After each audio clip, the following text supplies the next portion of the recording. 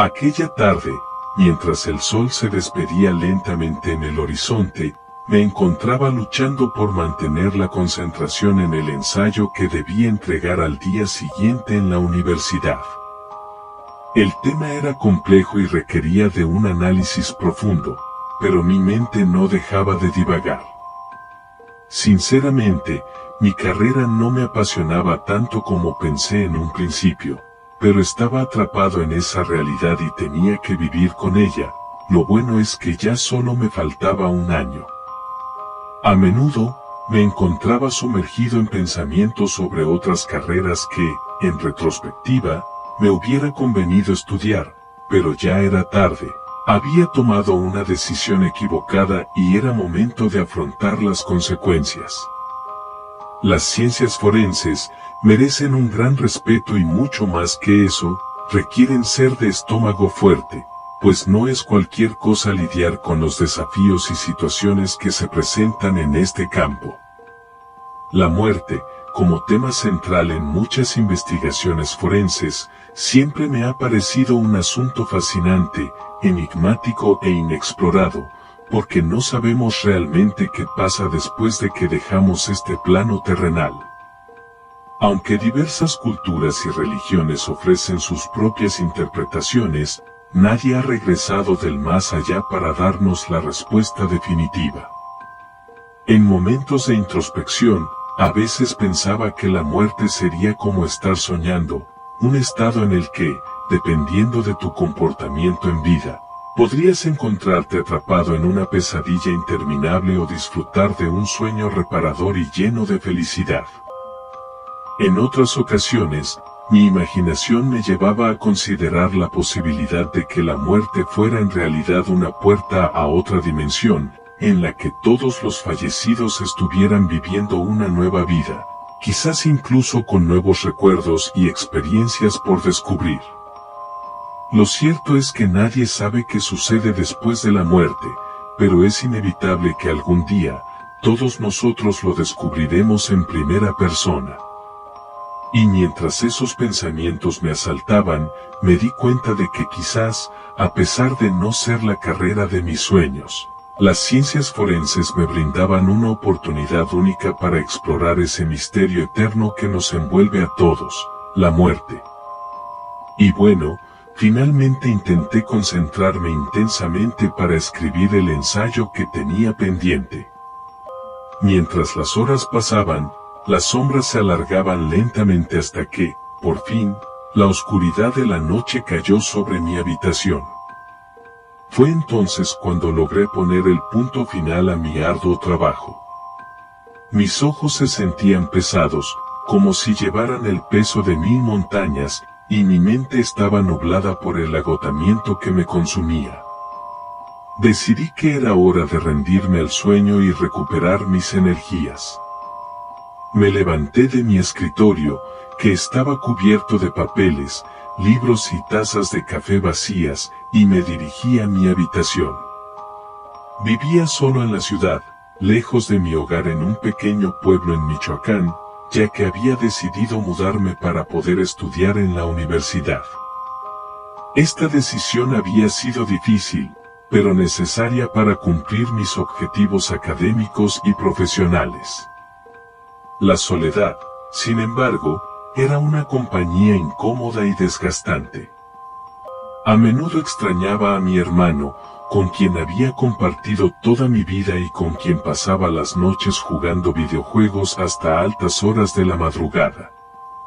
A pesar de la nostalgia y la tristeza, sabía que mi sacrificio valdría la pena en algún momento, cuando pudiera volver a casa con orgullo y mostrarles a todos los resultados de mi esfuerzo.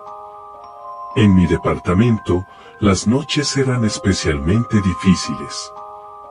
El miedo me acechaba en las sombras, aunque nunca antes había sido una persona temerosa.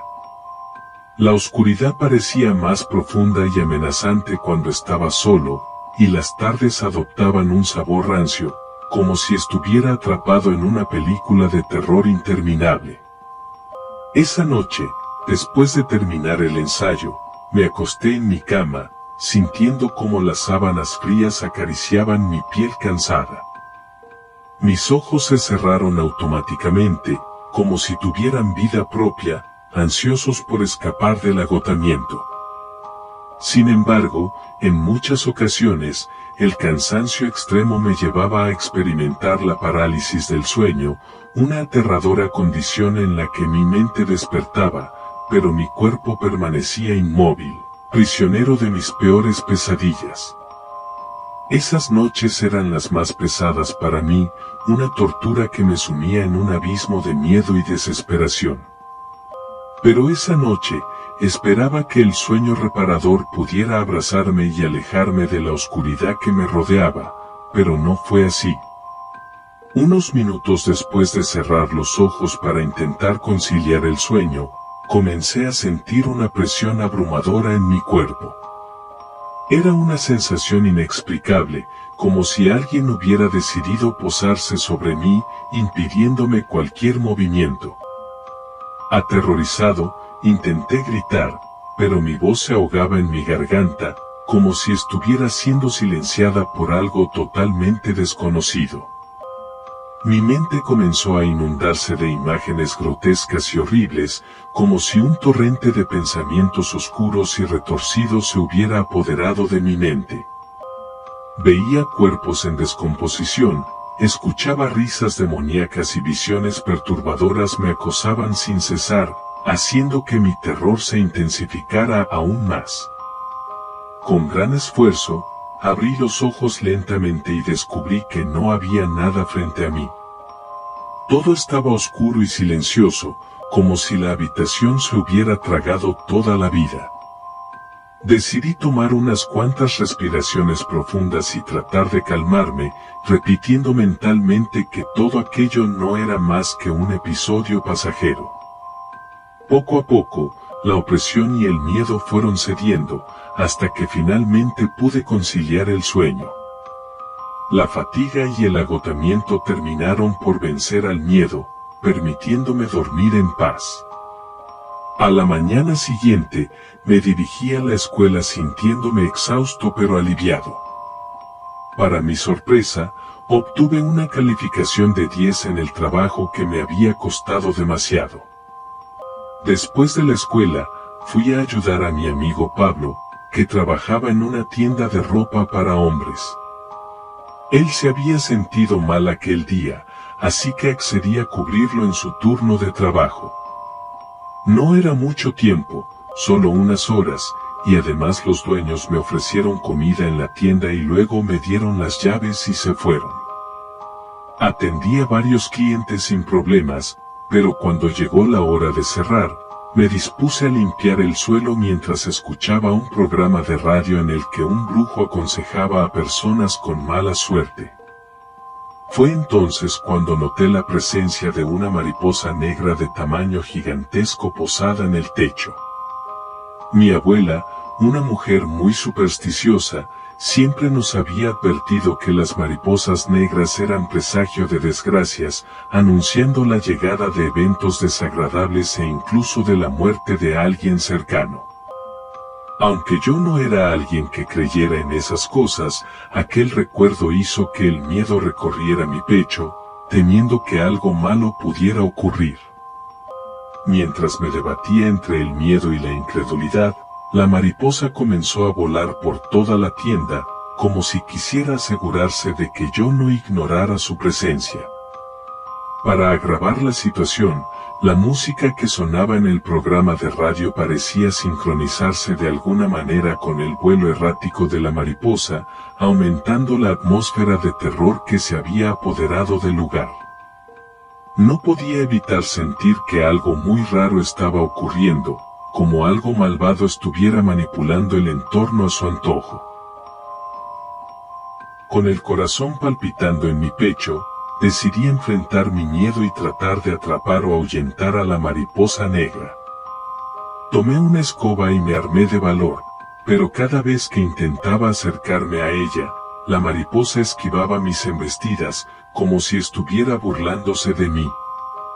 Mientras la perseguía por la tienda, la música del radio se volvía cada vez más tétrica, alimentando mi terror. Finalmente, después de una angustiosa persecución, logré atrapar a la mariposa negra entre las cerdas de la escoba y la arrojé violentamente fuera de la tienda. Sin embargo, en lugar de huir, la mariposa simplemente se posó en la ventana, como si me estuviera advirtiendo de que su presencia no era algo que pudiera evadir tan fácilmente. Cerré la tienda con prisa, asegurándome de cerrar con llave todas las puertas, mientras la mariposa negra continuaba afuera. Aquella noche me costó conciliar el sueño, atormentado por las imágenes de la mariposa y el recuerdo de la opresión que había sentido la noche anterior. A pesar de mis intentos por ignorar esos eventos y convencerme de que eran simples coincidencias, no podía negar la sensación de que algo malo estaba por suceder. Al día siguiente, le entregué las llaves a Pablo, pero opté por no mencionarle el extraño episodio de la mariposa que había presenciado la noche anterior. Sabía que, de hacerlo, Pablo seguramente se burlaría de mí, restándole importancia a lo que había vivido. Además, no podía descartar la posibilidad de que todo hubiera sido producto de mi imaginación, quizá debido a mi cansancio o al estrés acumulado. Tal vez había exagerado todo y no tenía sentido preocuparse.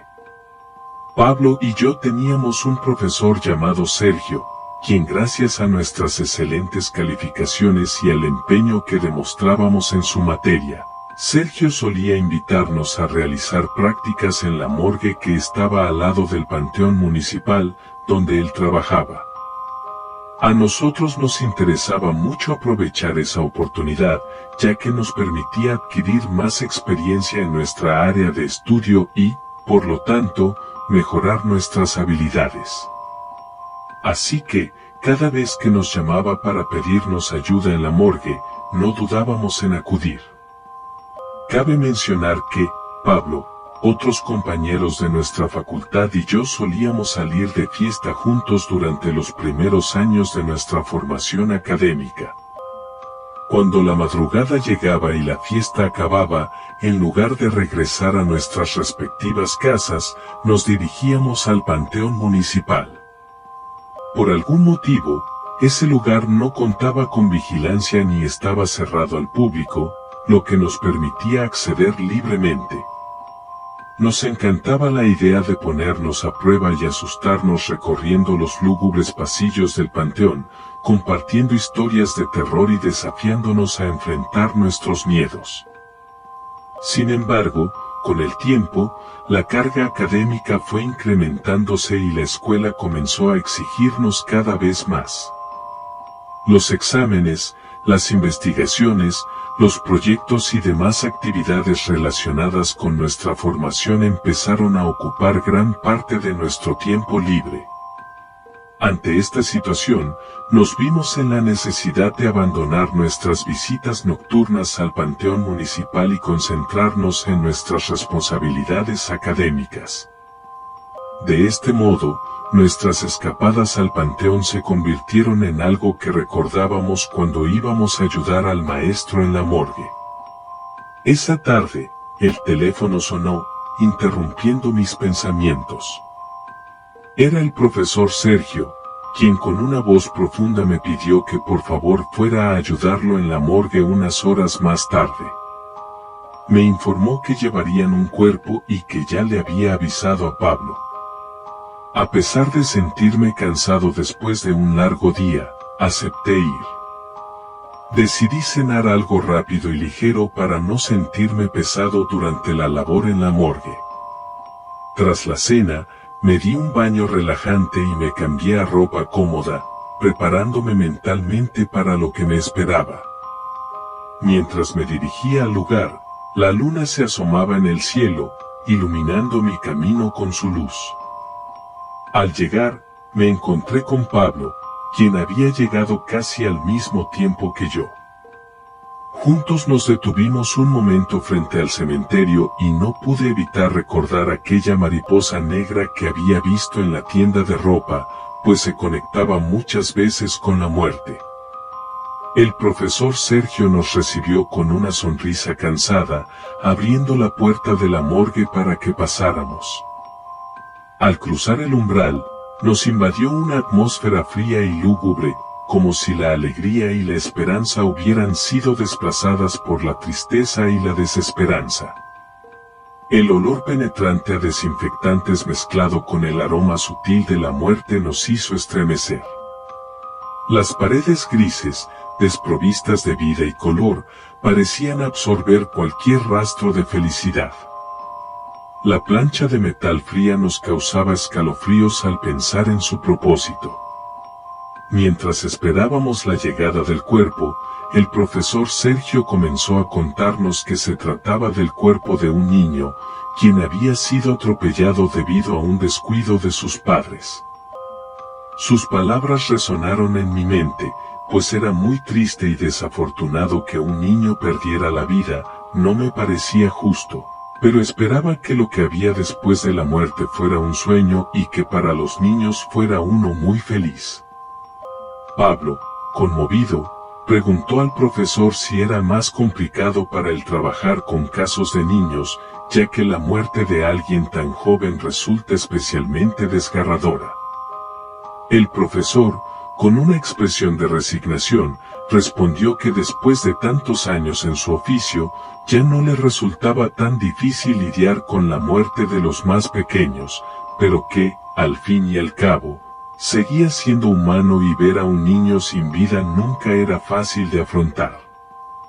En todas las ocasiones en las que el profesor nos había convocado para practicar en la morgue, nunca antes nos habíamos enfrentado a un caso de un niño. Aquella sería nuestra primera experiencia con la muerte en su versión más cruel y despiadada.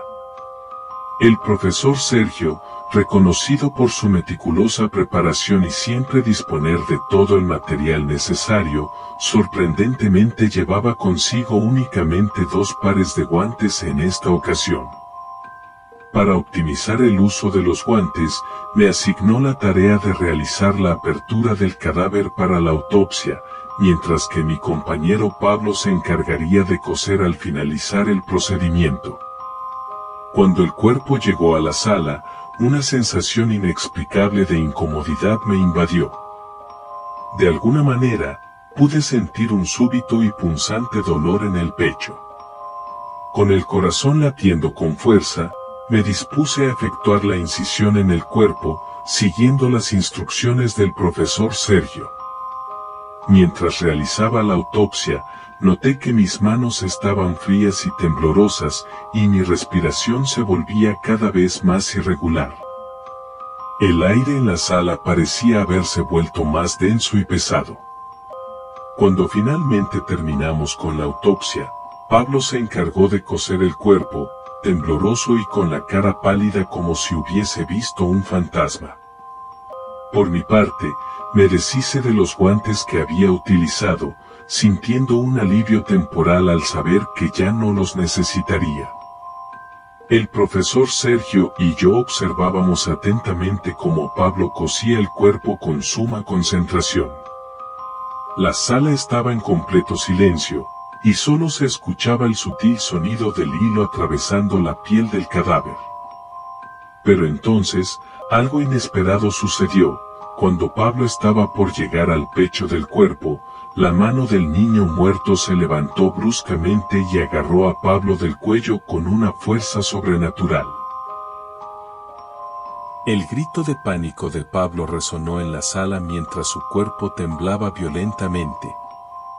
A pesar de que el profesor Sergio intentó tranquilizarlo, explicando que se trataba de un espasmo cadavérico, los ojos desorbitados y el rostro pálido de Pablo evidenciaban que aquellas palabras no le proporcionaban ningún consuelo. Sus manos temblaban como gelatinas mientras luchaba por soltarse del agarre del cadáver. Confieso que yo tampoco pude mantener la calma, sintiendo un escalofrío recorrer mi espina dorsal al presenciar aquella escena tan escalofriante. A pesar de que en clases nos habían advertido sobre la posibilidad de que ocurrieran espasmos cadavéricos, Nunca imaginé que sería tan aterrador verlo en persona, y mucho menos experimentar la sensación de que un ser sin vida te tomara del cuello. El profesor Sergio, consciente del miedo y la angustia que embargaba a Pablo en la sala, decidió intervenir de inmediato para liberarlo de aquel agarre. Con suma delicadeza y la experiencia adquirida a lo largo de los años, logró desprender la mano del cadáver del cuello de Pablo. El ambiente en la sala se volvió aún más espeso y sofocante mientras el profesor realizaba esta tarea, como si el aire mismo estuviera cargado de miedo. Una vez liberado, Pablo cayó de rodillas al suelo, jadeando y sollozando de puro terror. El profesor Sergio rápidamente lo ayudó a levantarse y lo llevó a un rincón de la sala para que pudiera recuperarse. Pero le explicó que debía continuar cosiendo el cuerpo, pues era el único que tenía guantes, pero Pablo negó con la cabeza. El profesor intentó tranquilizar a Pablo, explicándole que esas cosas solían suceder. Así que, después de unos minutos, Pablo se armó de valor y se levantó para continuar su tarea.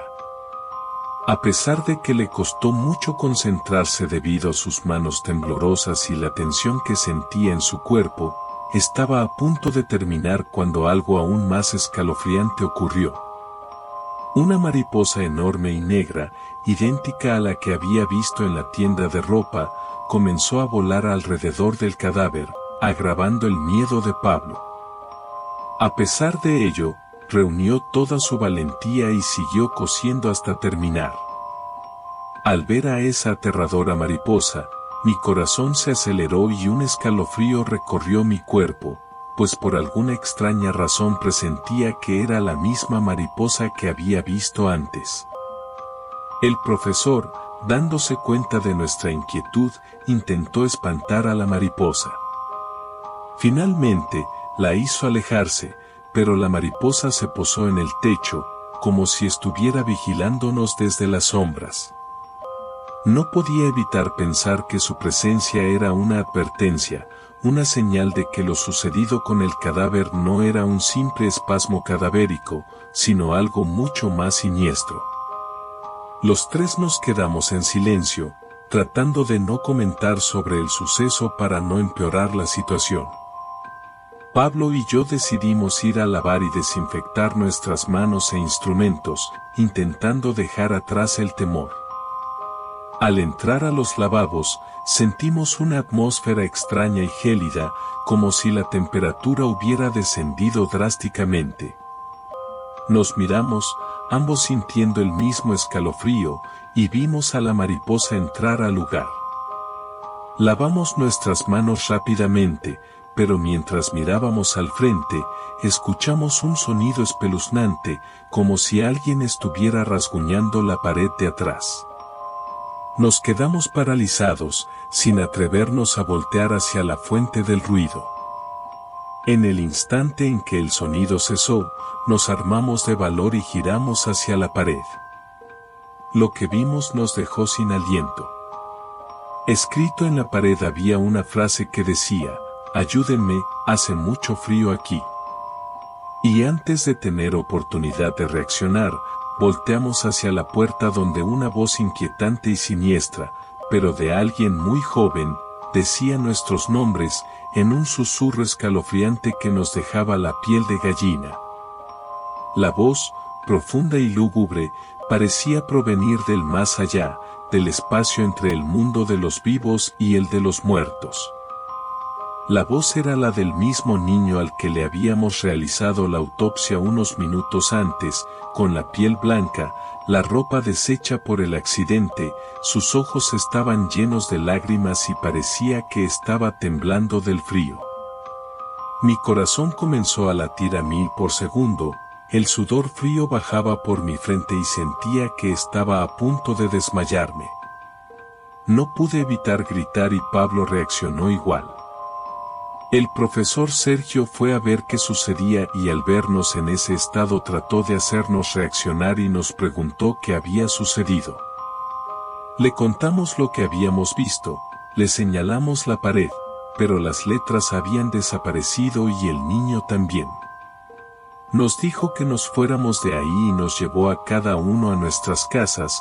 En el camino nos comentó que a veces esas cosas pasaban, pues los muertos a veces no comprenden que ya se han ido de este mundo y que quizá el niño sentía frío y miedo por estar en el más allá. Yo agregué que tal vez cuando sus padres hicieran su velación y el entierro de su cuerpo, el niño podría descansar en paz. A pesar del miedo que sentía en esos momentos, cuando llegué a casa sentí un profundo sentimiento de tristeza, pues no creía justo que un niño se fuera a un lugar frío y solo, y entendí por qué buscaba nuestra ayuda. También comprendí la advertencia de la mariposa negra.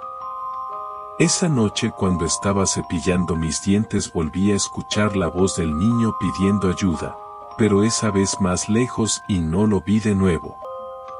Pedí por su alma y porque pudiera descansar en paz después de que lo velaran. Después de esa experiencia comencé a pensar más acerca de la muerte y todo lo que había después, en lo triste de que los niños se fueran, y comencé a tenerle más cariño a mi carrera y a respetar los cuerpos que llegaban en las prácticas y después en mis años laborales.